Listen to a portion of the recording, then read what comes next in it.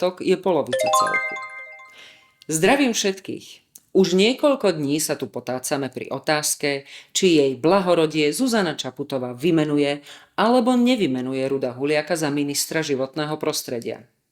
Pokúsme sa rozobrať si to na drobné. Nebudeme sa ale zaoberať takými drobnosťami, ako je napríklad vedenie štátu. Netreba poukazovať na to, že Zuzana Čaputová bola ochotná a schopná vymenovať Igora Matoviča za ministra financií, po tom, čo ako predseda vlády úplne totálne zlyhal. Igor Matovič dokázal to, čo málo kto. Svojím šaškovaním s celoplošným testovaním zaťažil štátnu kasu ešte v pozícii predsedu vlády o miliardu. Dokázal, že peniaze vie iba rozhadzovať, a to na také nezmysly, ktoré sú na jeho mentálnej úrovni. Jeho úsmevné vyjadrenia na Facebooku sú legendárne. Dnes sa tento tento poslanec Národnej rady Slovenskej republiky snaží opätovne upútať na seba pozornosť kamier. A novinári bývalého hlavného prúdu mu to žerú. Mám na vás, vážení novinári, jednu otázku. Ešte z vás Igor Matovič neurobil úplných idiotov? No, ako to vyzerá, tak asi nie, lebo mu to ešte stále papkáte. Kde je mojich 36 miliárd, ktoré Smer za 12 rokov ukradol? Prečo nie je Fico a Kaliňák v base? Jaj, zabudla som. Šírenie podobných dezinformácií aj z produkcie Matoviča je aj vaša pracovná metóda. Lebo vami účelovo zostrihané video Ruda Huliaka, v ktorom ste vy z neho urobili pomaly vraha ochranárov, je nepochybným dôkazom toho, že dezinformácie šírite vy. Nemyslíte si, že keby Huliak hovoril to, čo vo vašom videu vyznieva ako vyhrážka, tak by ho za slová zo dňa 25. augusta 2022 polícia už dávno mala mať v putách? Počuli ste dobre. Video z roku 2022. Kde bol váš obľúbený Hamran vyše roka? V čase, keď ešte Huliak nebol poslancom Národnej rady Slovenskej republiky. Nemali ho už vtedy začať stíhať? Ale pozrieť sa na to, čo Igor Matovič hovorí a ako koná, to by bola práca pre vás novinárov. Dokonca práca navyše, ktorá by si ale vyžadovala niečo sa aj naučiť. Nevadí. Hlavne, že Čaputová nevymenuje Huliaka na post ministra životného prostredia. Otázky sú dve. Bola to vaša iniciatíva, alebo vás pani prezidentka pekne požiadala a vy ste poctivo urobili domácu úlohu a prešli si všetky videá Ruda Huliaka rok dozadu? Prosím vás, aký máte dôvod nepýtať sa základnú otázku? Otázku prečo? Prečo zrovna ministerstvo životného prostredia? Prečo Čaputovej vadí zrovna Huliak? Nemá dostatočné vzdelanie, nemá vedomosti v tejto problematike. Rozhovory s tzv. Expertami progresívneho Slovenska totiž dokazujú opak. Jaj, vám vadí iný názor Huliaka na klimatické zmeny, než má PS. Aha. Snáď mi nechcete povedať, že vy podporujete iba tých, ktorí majú rovnaký názor ako vami pretlačené PS? Tak si k tomu povedzme pár viet. Zuzane Čaputovej nevadí Martina Šimkovičová. Osoba, proti ktorej sa zdvihla vlna nevôle zo strany najvýraznejších tvári volebnej kampane Progresívneho Slovenska. Áno. Herci sa pred voľbami vyjadrili, že chcú a budú voliť stranu, ktorej pani prezidentka bola podpredsedničkou. Dnes však Zuzane Čaputovej nevadí, že sa tí istí herci postavili proti nominácii SNS na post ministerky kultúry. Jeden by povedal, že Progresívne Slovensko využilo hercov na svoju volebnú kampaň a teraz ich zahodilo ako špinavé handry. Prepačte. Použila som nesprávny výraz. Ten správny znie vo vete takto. Progresívne Slovensko zneužilo hercov na dosiahnutie vlastných záujmov. Ďalší z radu kritikov by povedal, že Kolombova žena, neviditeľná to ministerka Matovičovej, ale aj Hegerovej chunty, nevybavila pre rezort kultúry žiadne finančné prostriedky pre svoje ministerstvo z plánu obnovy. Tak na čo sa hádať o Šimkovičovu? Za to do Enviro rezortu natieklo 1,3 miliardy eur. To už nie je zanedbateľná čiastka a dokonca by nebola ani vtedy, keby išlo o pesos a nie o eurá. Vráťme sa k jej blahorodiu Zuzane Čaputovej a jej výrokom. Vraj Huliaka nevymenuje. A dokonca nevymenuje ani vládu, ak nebudú navrhnuté mená pre všetky rezorty. No moment, ale ono všetky mená pre všetky rezorty už navrhnuté sú. Podľa jej poradcu profesora ústavného práva Mariana Gibu, viete čo? Pozrime si spoločne, čo hovorí.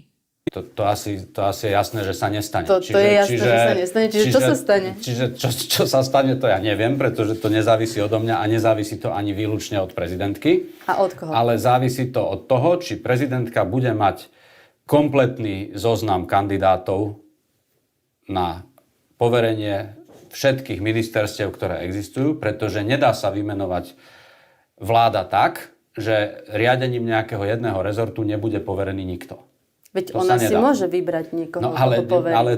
ale pozor, ona to môže urobiť len na návrh predsedu vlády. Prečo toto tvrdíte? Že No, to lebo nemôže to- sama urobiť napríklad? No lebo to hovorí ústava, že prezident vymenúva predsedu vlády a na jeho návrh vymenúva ostatných členov vlády a poveruje ich riadením ministerstiev. To sa môže mýliť so situáciou, keď máme vládu, ktorá beží, funguje a jeden minister podá demisiu, ale to sme v režime iného ustanovenia, ktoré hovorí, že ak prezident príjme demisiu člena vlády, určí, ktorý iný člen bude dočasne spravovať veci člena, ktorého demisiu prijal.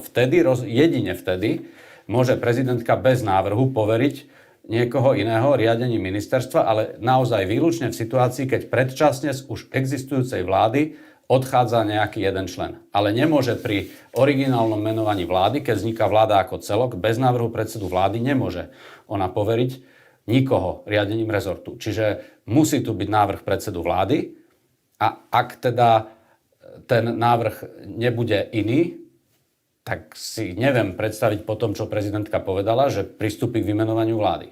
Lebo to by znamenalo, že buď by vymenovala toho pána Huliaka, ktorý bol pôvodne navrhovaný, alebo by musela vymenovať vládu bez toho, aby riadením nejakého rezortu poverila nejakého člena vlády, lebo by iný návrh nemala a to nemôže urobiť.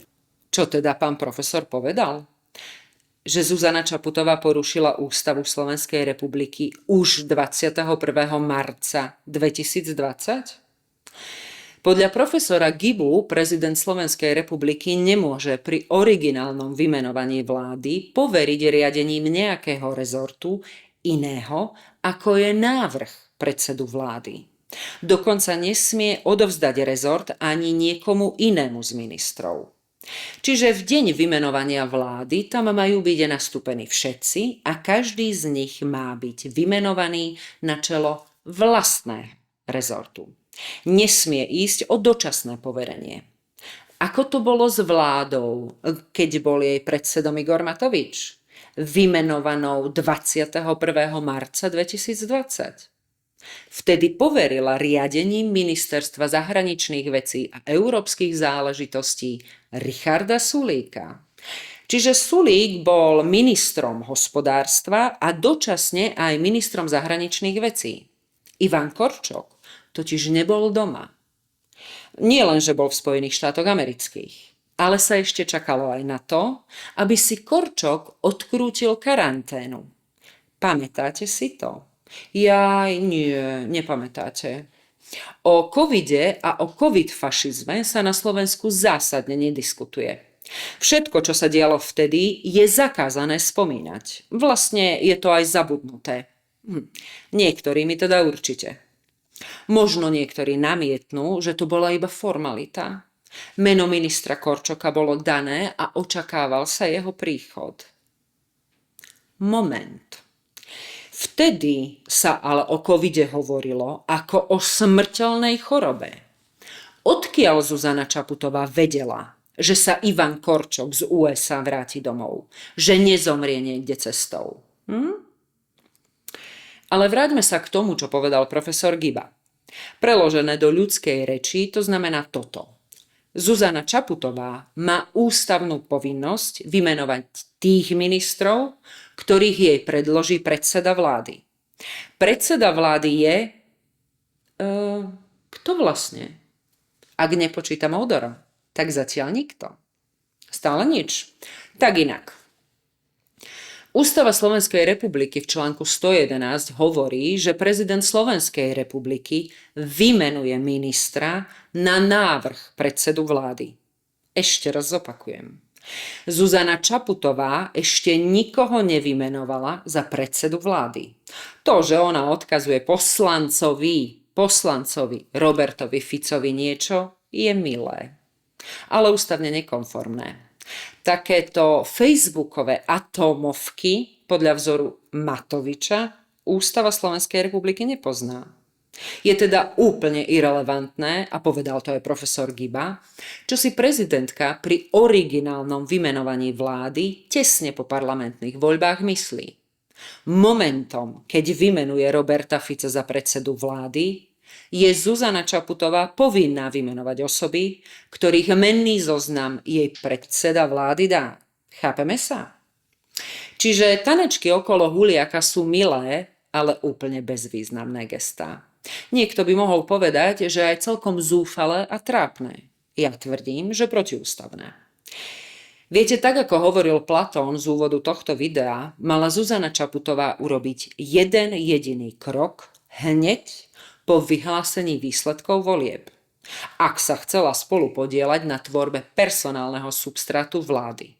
Nemala dávať vyjadrenia, že Fica poverí zostavením vlády. Mala vymenovať za predsedu vlády toho, koho ona uznala za vhodného na tento post. Postavila sa k tomu tak, ako k prevažnej väčšine svojich rozhodnutí. Alibisticky. Iba a výlučne v tom prípade mohla ovplyvniť personálnu skladbu vlády, ak by už vymenovala napríklad Michala Šimečku za predsedu vlády SR. To mohla. To jej článok 110 ústavy dovoľuje. Ale ak už niekoho vymenuje za predsedu vlády, tak musí rešpektovať jeho výber na posty ministrov. Ani sa nečudujem, že sa Fico smeje. Zuzana Čaputová padla do vlastnej pasce neschopnosti a neznalosti. No a politického amatérizmu. Fico má pravdu. Ak ho vymenuje za predsedu vlády, je Zuzana Čaputová ako prezidentka Slovenskej republiky podľa článku 111 Ústavy SR v pozícii poštár. Inak by opätovne, naozaj nie prvýkrát, porušila ústavu. Ak Fica nevymenuje za predsedu vlády, tak si opätovne urobí z úst Augiašov chliev. Ako som povedala v 11. časti tohto cyklu, Fico je technológ moci. Zuzana Čaputová dokazuje, že je amatér, ktorý je ešte aj navyše obklopený amatérmi rovnakého druhu. Či Zuzana Čaputová vymenuje Roberta Fica za predsedu vlády, uvidíme v stredu. Ak nie, je nutné dodať jedno. Robert Fico vyhral nielen parlamentné voľby, ale aj tie nadchádzajúce prezidentské. Otázkou je iba to, či ich Zuzana Čaputová vyhrala Pellegrinimu, či samotnému Ficovi. A ešte druhá otázka na vás, vážení novinári, ktorú som vám sľúbila. Metódu, ako ste účelovo zostrihali Huliakové video, ste použili naozaj prvýkrát? Alebo to bola vaša pracovná metóda už dlhšie? Mimochodom, dosť úbohá.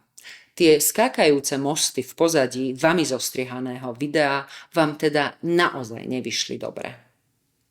Majte sa pekne a vy novinári sa zlepšite.